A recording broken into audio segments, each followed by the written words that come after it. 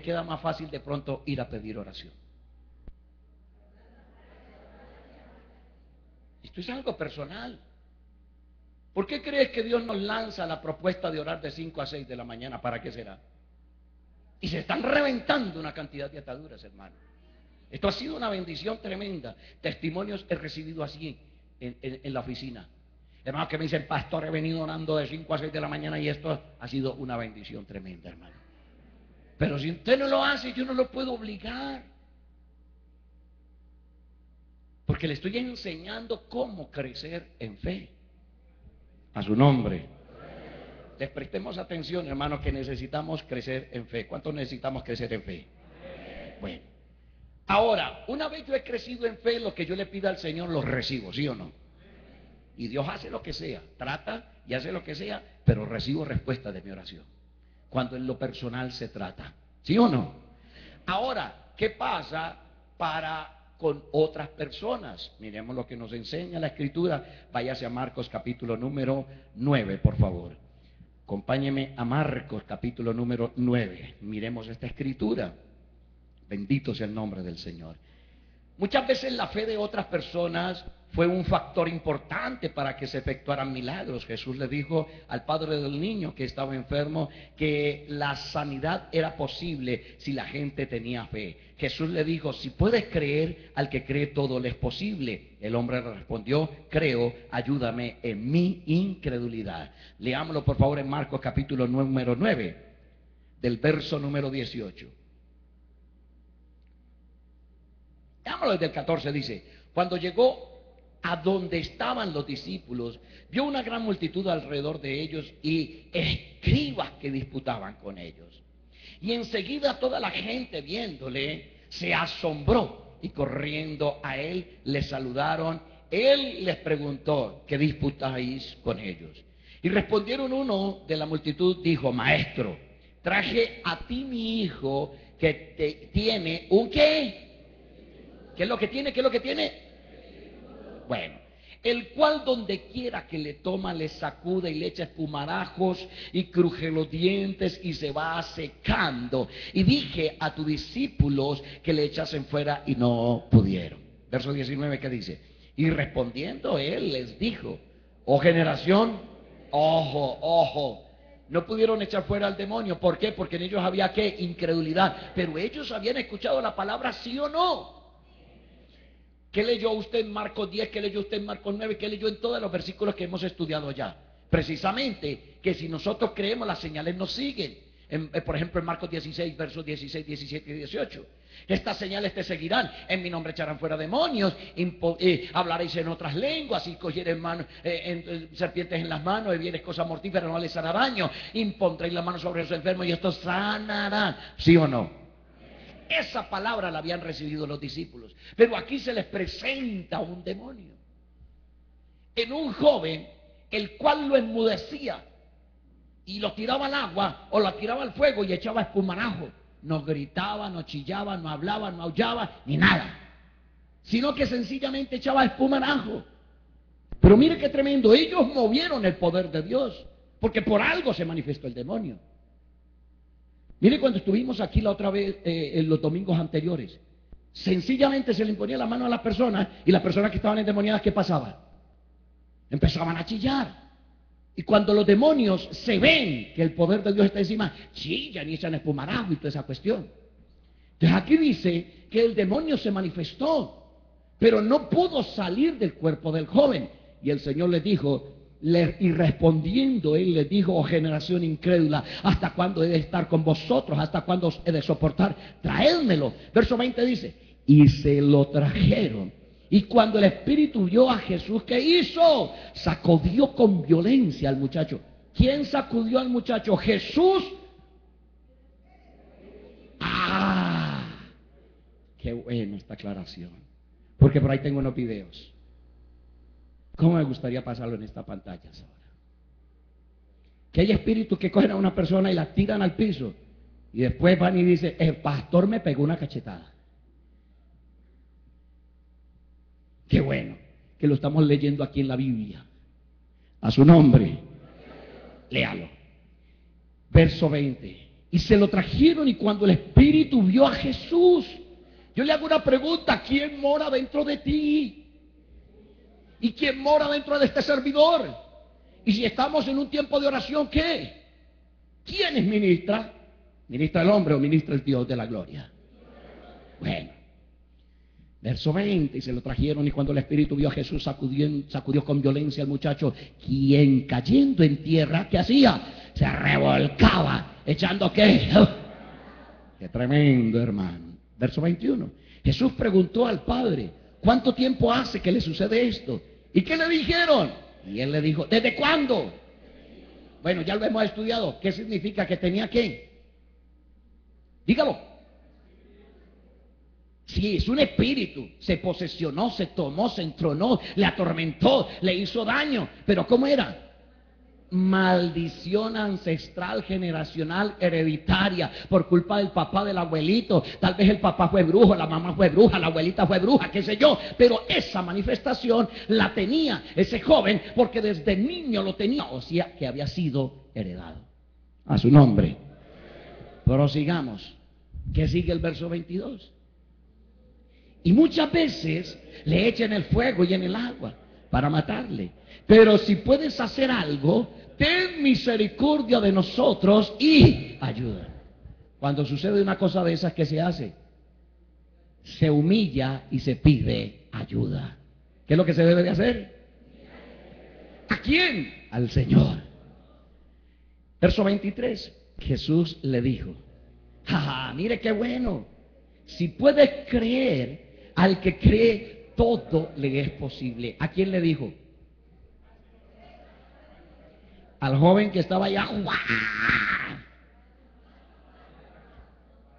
¿Quién tenía que creer para que fuera libre ese hijo?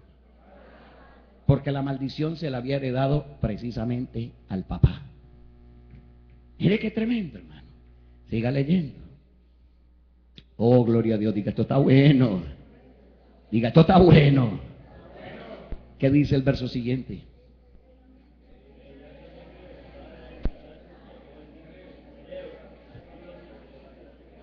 No, léalo más fuerte. El padre del muchacho clamó y dijo: creo, ayuda. Incredulidad. ¿Qué pidió del Señor? Ayuda. Pero por encima de todo lo que él había creído antes, le dijo: no, Señor, yo le creo a usted, pero ayúdeme, por favor. Esto es lo que necesitábamos, no colocarnos así, sino antes buscar la ayuda de ¿quién? De Dios.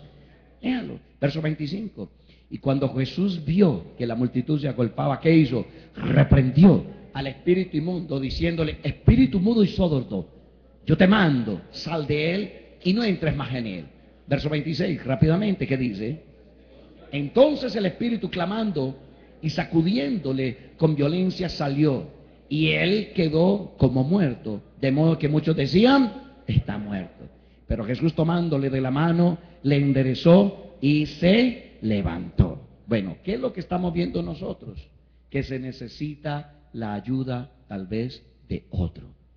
Aquí no le podían decir al muchacho, porque el muchacho estaba totalmente descontrolado, estaba mal.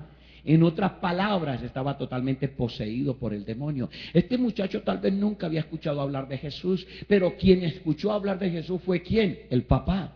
Él estaba escuchando la palabra, por eso tomó la decisión de llevar a su hijo donde Jesús. Ahí no estaba contando Jesús con la fe del muchacho, sino con la fe del papá. ¿Con la fe de quién? Entonces, la fe de un tercero puede ayudarle a alguien que no ha escuchado la palabra del Señor. Por eso usted puede entender algo.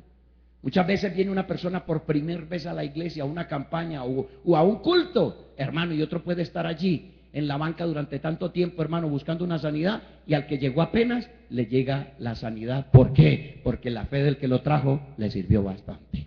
A su nombre.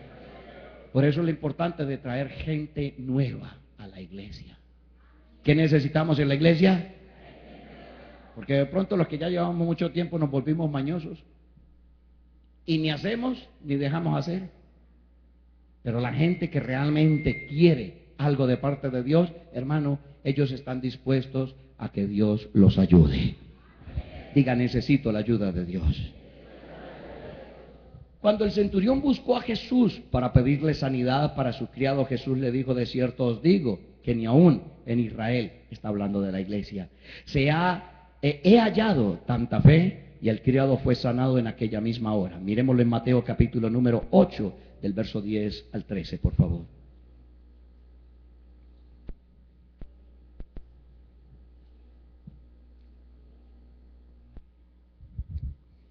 Vámonos desde el verso número 5.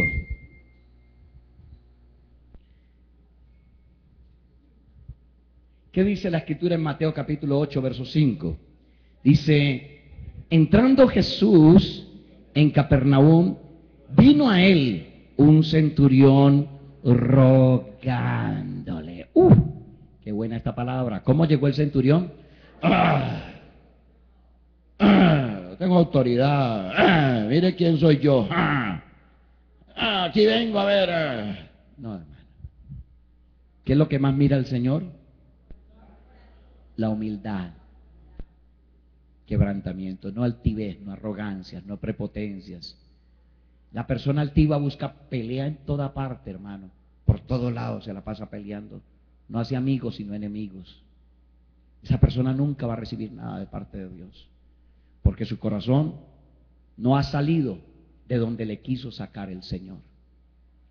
Hay gente, hermano, que Dios les ha dado oportunidad de salir de medios donde se han criado para hacerlos nuevas criaturas, pero no han querido cambiar y siguen en la misma posición porque no han quebrantado el corazón delante de Dios. A su nombre. Usted lea por favor esa porción que sigue diciendo allí, verso número 6, y diciendo: Señor, mi criado está postrado en casa, paralítico, gravemente atormentado. ¿Por qué estaba atormentado? Por la enfermedad. Verso 7, Jesús le dijo: yo iré y le sanaré. Mire qué bendición. Verso 8, respondiendo el centurión dijo: Señor, no soy digno de que entres bajo mi techo.